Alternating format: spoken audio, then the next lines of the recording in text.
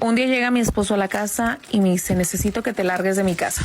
Así con esas palabras, necesito que te largues de mi casa. Agarra tus cosas y vete. A mí eso me cayó como un balde de agua helada.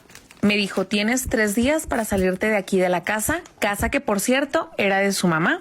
Y todavía con todo el descaro del mundo me dice, se va a venir a vivir aquí mi novia porque está embarazada. Hasta ese momento él me dijo que la muchacha estaba embarazada.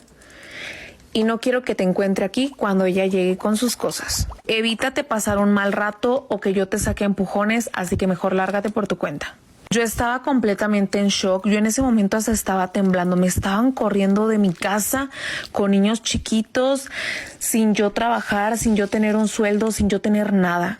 Yo no quería llegar a la casa de mis papás porque obviamente sabía que me iban a regañar, que me iban a decir de cosas e incluso que iban a querer regresarme con mi marido. Así que lo único que pensé fue en irme a vivir con mi abuelita. Ella ya tenía tiempo viviendo sola y era una casa muy chiquita donde vivía, pero sabía que era la única persona de mi familia que me iba a recibir con los brazos abiertos. Así que me fui con ella. Ese primer año que estuve ahí con ella fue el año más difícil de toda mi vida. Había días en los que ni siquiera teníamos para comer. Muchas veces pasamos 2 o 3 días con un solo sobre de sopa. Y eso porque yo me quedaba sin comer con tal de darles de comer a mis hijos. Me tocaba ir a pedirle un jitomate, una cebolla, incluso sal a las vecinas de lo mal que le estábamos pasando. Yo me puse a trabajar en lo que pude, lavando ajeno, limpiando casas. Incluso en las tardes me salía con una canastita de dulces y me salía a ofrecerlas a un parque que estaba cerca de la casa. La familia de mi marido siempre vieron que le estábamos pasando mal y nunca fueron para acercarse a nosotros, ni siquiera a los niños. Es que de verdad nosotros le estábamos pasando muy mal. En una ocasión, de verdad, yo no tenía para darles de comer a mis hijos nada.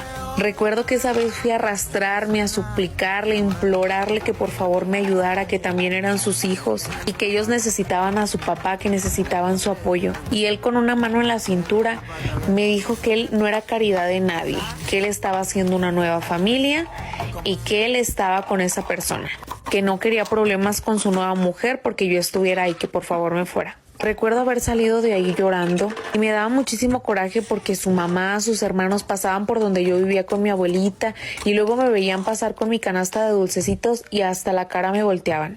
Recuerdo el día en el que yo tenía 500 pesos en la mano y dije, yo tengo que hacer rendir este dinero porque no quiero que a mis hijas les vuelva a hacer falta comida. Compré cositas para vender taquitos dorados en la noche y después empecé a meter enchiladas, pambazos, pozole y pasé de tener una parrillita con una mesita allá afuera de la casa de mi abuelita a rentar un local donde, bendito Dios, me empezó a ir muy bien.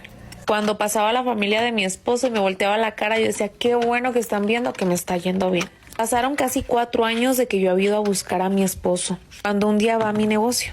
Yo desde que lo vi ahí hasta la saliva me supo amarga.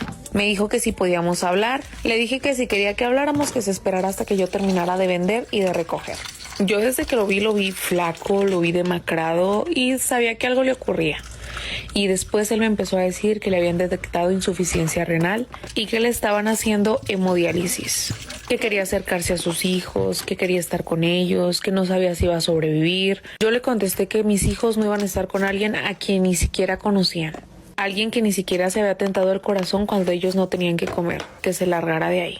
Pasaron como unos 4 meses aproximadamente cuando va mi suegra con una de mis cuñadas. La mendiga vieja todavía me dice, si ya te hartaste de andar de loca, es momento para que te regreses a cuidar a tu marido. Le dije que ella no me iba a gritar, que ya no éramos nada para que ella me estuviera hablando de esa manera. Y que si alguien tenía que cuidar a ese mendigo, era su amante, no yo. Me dijo que la vieja ya se había largado, que ya yo tenía mi casa para que me regresara cuando quisiera. Y yo le dije que así me volviera a estar muriendo de hambre, yo no regresaba con él. Y me dijo, pues aunque no quieras, es tu marido y te toca cuidarlo. Si no, te vas a vivir tú con él, que él se venga a vivir contigo. Porque ninguna de nosotras puede estarlo cuidando y es tu responsabilidad porque eres su mujer. Y tú juraste ante Dios que por las buenas o por las malas tú ibas a estar ahí para cuidarlo. Les dije que se metieran sus ideas por donde les cupieran. Que si su hijo estaba así era porque se lo había buscado, que era su karma que le había tocado pagar por no haberse hecho cargo de sus hijos.